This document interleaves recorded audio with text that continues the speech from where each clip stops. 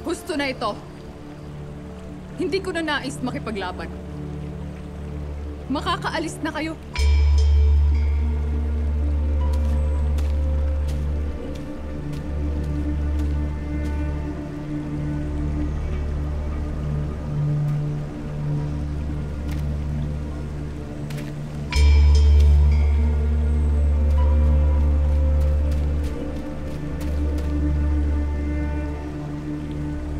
Bakit ka nagalit kay Celebes? Nagkalit tuloy ang kambaldiwa sa iyo. Sinabihan mo pa siya na siya'y makasarili. Wasto lamang na ipamukha sa kanya na wala siyang pakialam sa atin pati sa ating lahi. Sapagkat yun ang totoo.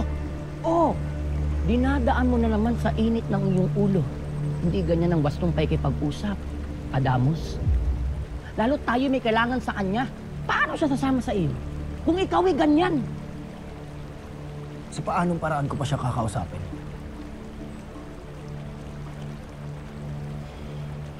Mukhang mabait naman at mapakikiusapan si Celebes. Kailangan makuha mo lang yung amor niya at tiwala. Magpakabuti ka, Damos. Kaibiganin mo siya. Pangitiin.